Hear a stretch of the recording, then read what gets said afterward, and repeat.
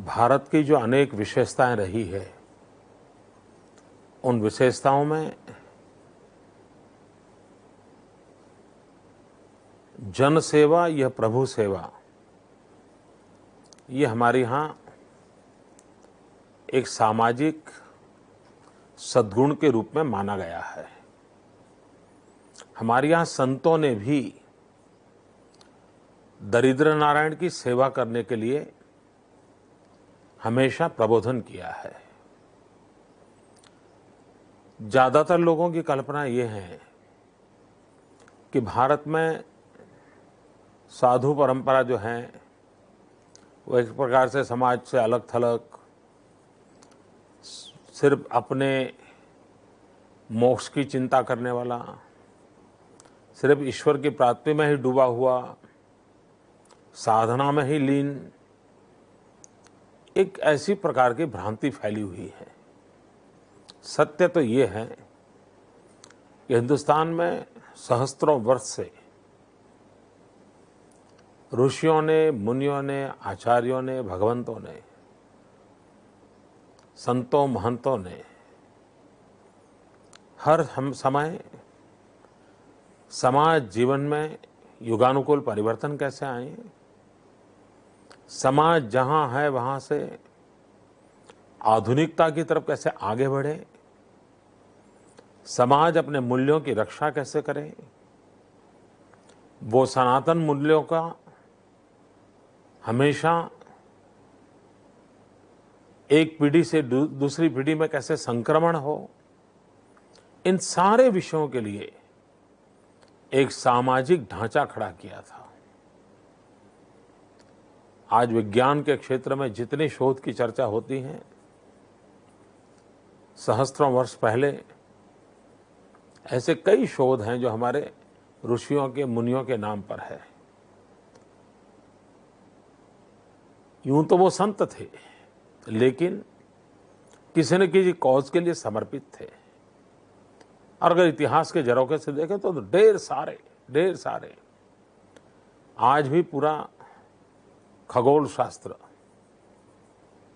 हिंदुस्तान के संतों ने, आचार्यों ने, विद्वानों ने जो बातें कही हैं वो आज भी पूरा विश्व स्वीकार करता है।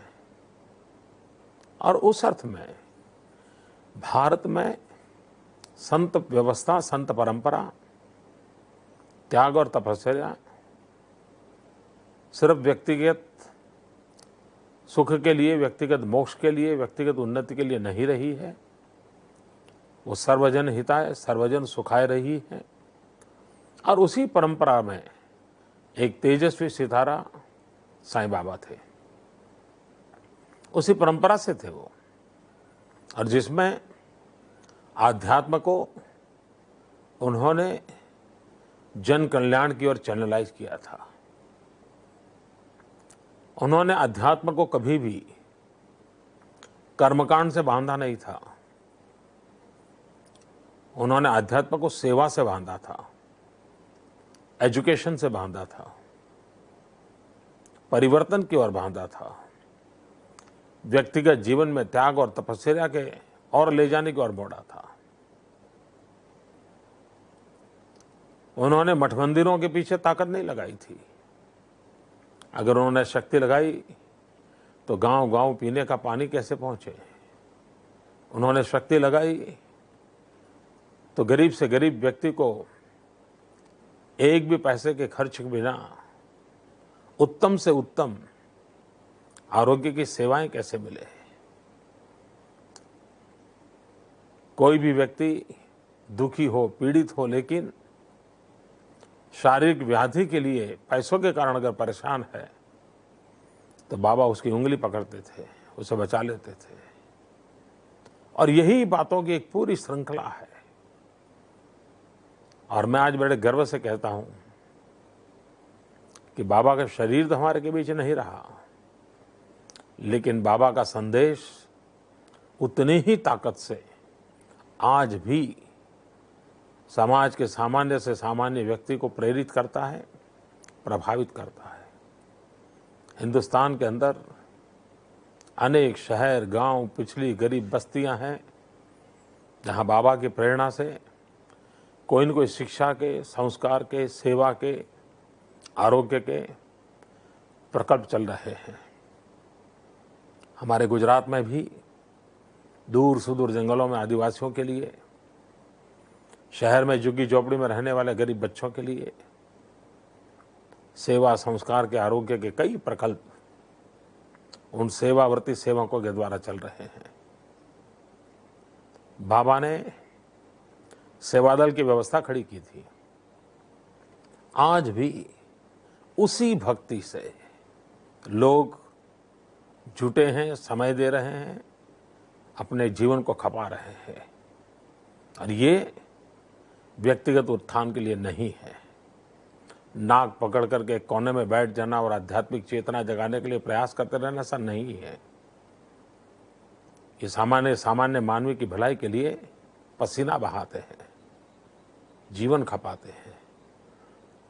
और ये परंपरा हिंदुस्तान की विशेषता है। एक घटना मैं हमेशा याद करता हूं। 2001 में भयंकर भूकंप आया था। गुजरात मौत की चादर ओढ़ करके सोया था। पूरा विश्व कांप उठा था और विश्व में सब दूर से मानव सेवा के लिए निकले हुए लोग गुजरात की धरती पर हमारे आंसू पहुंचने के लिए आए थे। मैं भी उन दिनों भूकंप पीड़ितों के बीच में अपना समय बिताता था। तब मैं मुख्यमंत्री नहीं था, तो लोगों से मिलता था, उनके सुख दुख दूर में क्या मदद कर सकता उसके लिए कोशिश करता था। कई देशों के लोग सेवा भाव से यहाँ आए थे। वो शाम को 5-6 बजे तक कड़ी मेहनत करते थे और 5-6 बजे के बाद अपने जो टेंट लेकर के आए थे उसमें जाकर के अपने स्नान वान करके वो आराम करते थे। तो मैंने उनसे संपर्क करना तय किया, उनसे मिलने जाता था, बातें करता था। तो मैंने उनसे पूछा, कोई कहता था मैं टर्की के भूकंप में था, कोई कहता था मैं कैलिफोर्निया गया था, कोई कहता था मैं ईरान गया था। अलग अलग जगह पे कोई न कोई नेचुरल कैलेमिटी में काम किए हुए लोग थे। तो मैं सहज से उनसे पूछता था कि आपका क्या अनुभव है। तो वो कह रहे थे कि एक बहुत बड़ा आश्चर्य हो रहा है। हम दुनिया के जितने देशों में गए, कितनी ही बड़ी नेचुरल कैलेमिटी क्यों ना हो, कितना ही बड़े भयंकर हादसा क्यों ना हुआ हो, लेकिन वहाँ हम जाते थे तो 2-4 NGO दिखते थे। कोई रेड क्रॉस है, कहीं WHO है, ऐसे ही जो वर्ल्ड लेवल के ऑर्गेनाइजेशन होते हैं, तो गवर्नमेंट स्पॉन्सर्ड ऑर्गेनाइजेशन ऐसे 2-4 होते थे। हम हैरान हैं, यहाँ तो हर गली में कोई न कोई NGO है, हर गली के अंदर कोई कैंप लगा रहा है, कोई खाना पका रहा है, कोई खाना खिला रहा है, कोई बर्तन दे रहा है, कोई दवाइयाँ दे रहा है, कोई लोगों के रहने की व्यवस्था कर रहा है, कोई पानी पहुंचा रहा है। हम कल्पना नहीं कर सकते कि इतना सारा सामाजिक जागरण हो सकता है। उनके लिए बड़ा अजूबा था।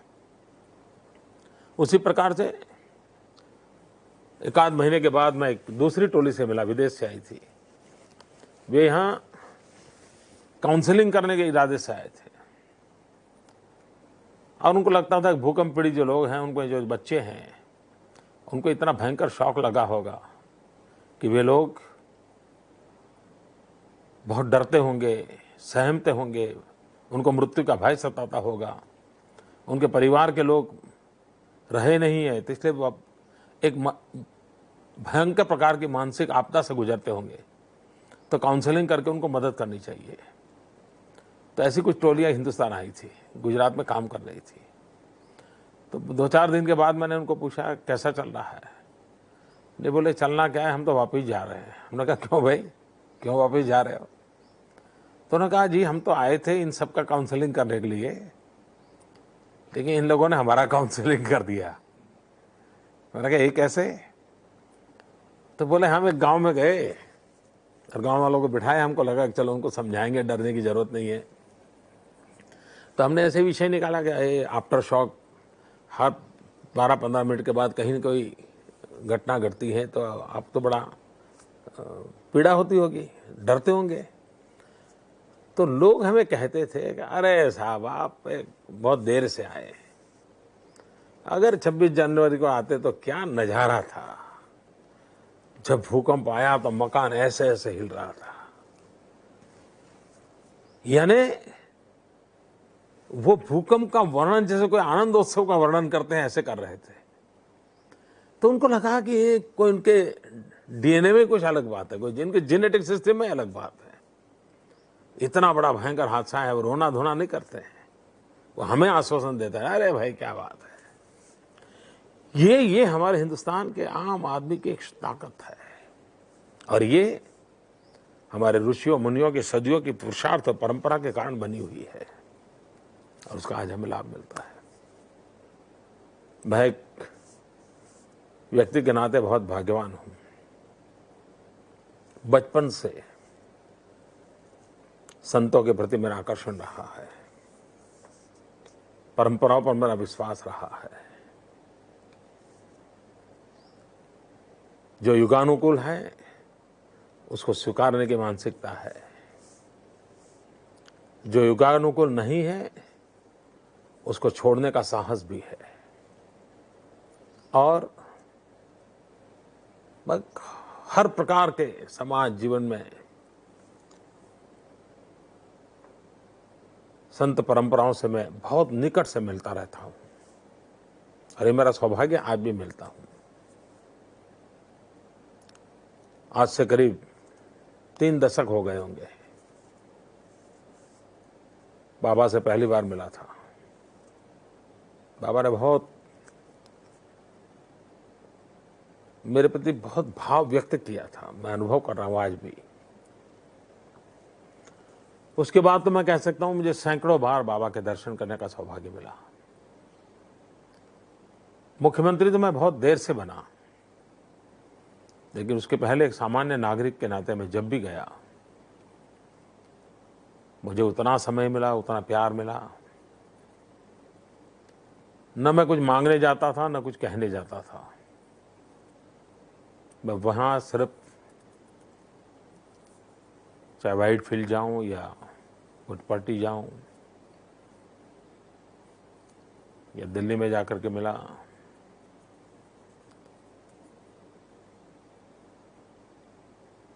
ऐसे ही चला जाता था।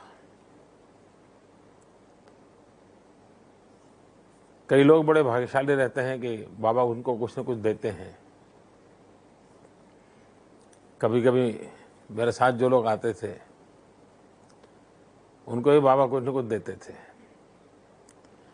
फिर मुस्कुराकर मेरे सामने देखते थे, तुझे कुछ नहीं दूंगा।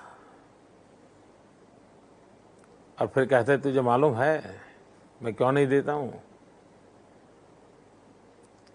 वो कहते तुम्हें पता है तुम कहाँ हो? तो मैं ऐसे ही सुनता रहता था।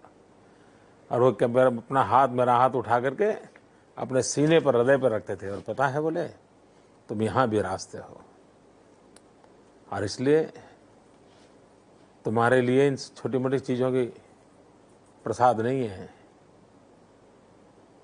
और ये बात वो हमेशा करते थे। कभी मेरा जाना विलंब हो जाता था, एक आध बार मेरी डेट चेंज हो जाती थी, तो जरूर पूछते थे कि डेट क्यों बदली, क्या हुआ, जबकि मैंने किसी को नहीं बताया था कि मेरी कोई पहले कोई डेट थी, अब दूसरी डेट पे आया हूं। तो मुझे बड़ा आश्चर्य होता था। तो मैं फिर बाबा को एक आध दो बार तो मैं ऐसे ही कह रहा था, नहीं नहीं ऐसा हो गया, नहीं बोले झूठ बोलते हो, मुझे मालूम है तुम्हें पीठ में दर्द हुआ था, तुम शिमला में थे, चंडीगढ़ जाने वाले थे, वो खुद मुझे बता रहे थे। तो मैंने कभी बाबा से कुछ छिपाया नहीं, लेकिन मैं कभी ये नहीं चाहता था कि हमारी कुछ कठिनाइयों से उनको बोझिल करें। और इसलिए मैंने कभी ऐसे किसी विषय की उनसे चर्चा नहीं की। कभी कभार मैं चिंता ये जताता था, बाबा आपका इतना आत्मविश्वास कैसे है, आप कैसे कहते हैं कि देश का भाग्य बहुत उज्जवल है, कैसे कहते हैं? तो वो खिड़की के बाहर देखते थे, काफी देर तक ध्यानमग्न हो जाते थे, फिर सामने देखते थे, फिर आंख में आंख मिला करके काफी देर देखे रहते थे, फिर एकदम से मुस्कुराते थे, फिर पीठ थपथपाते थे। शब्द कहीं नहीं थे, एक अनुभूति थी, कोई एहसास था। और पता नहीं क्यों मैं भी विश्वास करने लग जाता था, हाँ यार, ये हमारा देश बहुत महान बनेगा, भारत का भाग्य बदलेगा। मैं भी मनोमन मानने लग जाता था। अब वो कौन सा अंतर प्रवाह चलता था वो मुझे मालूम नहीं है, क्योंकि हमने कोई ऐसी आध्यात्मिक ऊंचाई प्राप्त नहीं की है कि संतों के इस प्रकार की चीज़ों को हम डिकोडिंग कर पाएं या उसको समझ पाएं। उन्होंने जिस प्रकार से डिसिप्लिन को पनपाया था, इंस्टीट्यूशनल डिसिप्लिन जो थी, ये अपने आप में, यानी सेवा तो कई जगह पे होती है। हम कुंभ के मेले में जाए तो भी सेवा करने वाले सैकड़ों लोग मिलते हैं, लेकिन बाबा जहाँ है वहाँ जाओगे तो उसकी डिसिप्लिन का रूप ही कुछ अलग होता था। और मैं मानता हूँ ये बहुत प्रयत्नपूर्वक की हुई व्यवस्थाएं थी। वहाँ आए हुए हर व्यक्ति की देखभाल करने के लिए सेवा भाव का जो माहौल था, कोई अंतर नहीं। बाबा के नेक्स्ट खड़ा रह करके जो सेवा करता है वो, और दूर बस स्टेशन के पास कोई सेवा के लिए खड़ा है वो, दोनों की भक्ति की तीव्रता में रत्ती भर अंतर नहीं आता था। यानी ये अपने आप में एक बहुत बड़ी बात थी। मेरा बहुत सौभाग्य रहा है, बाबा से बहुत निकटता का मैंने हमेशा अनुभव किया है। आखिरी दिनों में बाबा का संदेश आया था, मैं चेन्नई चला गया था बाबा को मिलने के लिए, वैसे जाते नहीं थे उस समय। फिर पुटपट्टी आए, फिर मुझे पुटपट्टी आने के लिए कहा, मैं वहाँ चला गया। बार बार बुलाते थे, बार बार मिलना होता था, लेकिन बात नहीं होती थी। मुझे भी लगता था कि शायद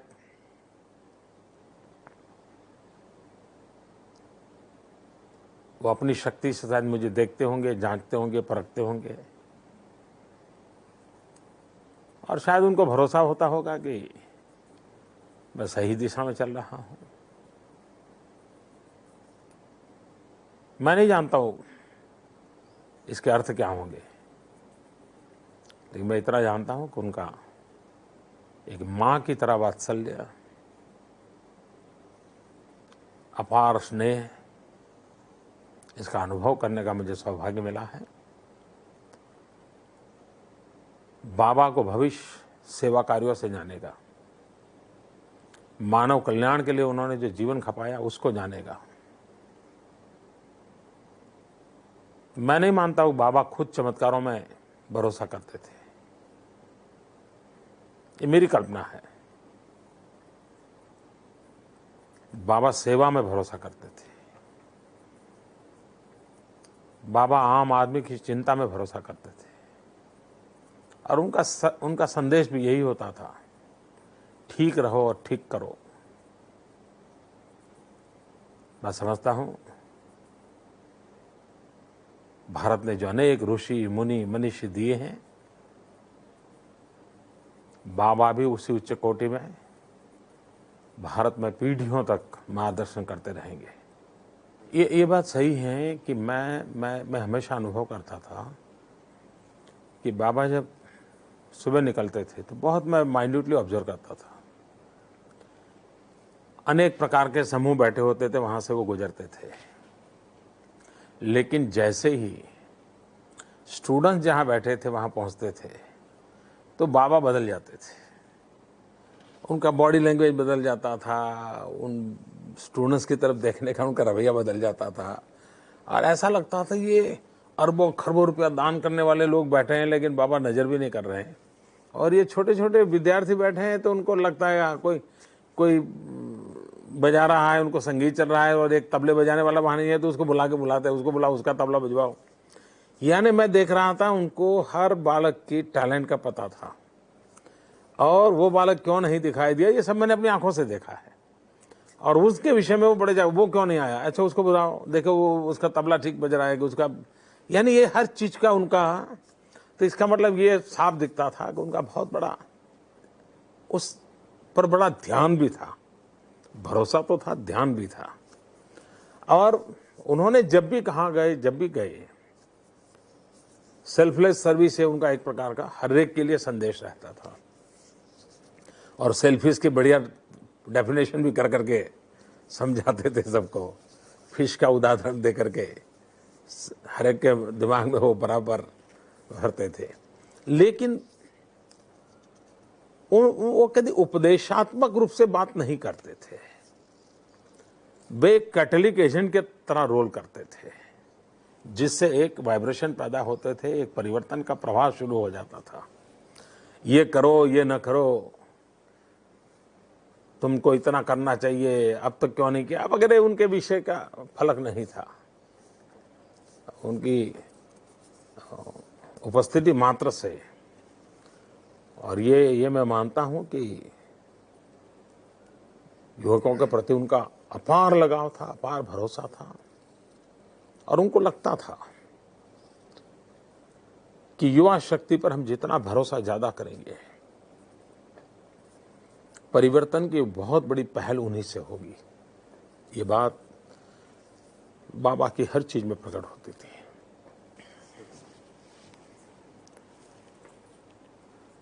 मैं नहीं मानता हूं कि हमारे देश में अब किसी ने अलग से किसी को कोई मैसेज देने की जरूरत है। वेद से विवेकानंद तक जो कुछ भी कहा गया है, उसमें से थोड़ा सा भी अपन लेकर के चल दें तो हमारी दिशा कभी गलत नहीं होगी। इस युग में भी बाबा समेत जितने संत हैं, हर एक की बात में, हर एक के उपदेश में मानव केंद्र में रहा है। मानव का जीवन उनके केंद्र में रहा है। और ये सब लोगों को नकारने का कोई कारण नहीं है, अविश्वास करने का कोई कारण नहीं है। चाहे महर्षि अरविंद के शब्द लें, चाहे बाबा के शब्द लें, चाहे विवेकानंद जी के शब्द लें, चाहे दयानंद हो, रामतीर्थ हो, किसी भी महापुरुष के शब्द ले लें, महात्मा गांधी के शब्द ले लें, हर एक का एक ही निचोड़ है। और हर एक में अपने से शुरू करने की बात है, हर एक में। और बाबा कहते थे, अरे तुम खुद को करो, हो जाएगा। आधे आधे शब्द बोलते थे, हो जाएगा, खुद का करो, हो जाएगा, खुद का करो, हो जाएगा, ऐसा। और इसलिए हर छोटे मोटे व्यक्ति को मोटिवेशन के लिए बहुत सरल माध्यम से वो बात बताते थे। आम मैं देख रहा तो उनको समय की बड़ी वो रहती थी, लेकिन कभी मन कर जाए तो बाबा बहुत देर तक बातें करते थे। और कभी लगता था बाबा ऐसे जिज्ञासु के रूप में ऐसे छोटे छोटे सवाल पूछते हैं, आश्चर्य होता था। मैं एक बार गया तो मुझे उपचुनावों के लिए पूछ लिया उन्होंने। अब किसी राज्य के अंदर किसी कोने में 2 उपचुनाव चलते हो, तो मुझे पूछ रहे थे कि अरे तुम्हारा उपचुनाव चल रहा है और तुम इधर भटक रहे हो। अब ये मेरे लिए सरप्राइज था कि इतनी छोटी छोटी बातों की। तो मैं हंस पड़ा था, मैंने कहा ठीक है, उपचुनाव चल रहा है, अपनी जगह पे है। मेरा मन कर गया, बाबा के पास चला आया। तो बड़ा ही, शायद आपको वहाँ आश्रम में कितने लोगों ने क्या बताया मुझे मालूम नहीं, लेकिन श्रीनिवास से शायद काफ़ी आपको मिल सकता है, या कई लोग हैं जो उसके साक्षी है। श्रीनिवास शायद बहुत डिटेल में बता सकते हैं।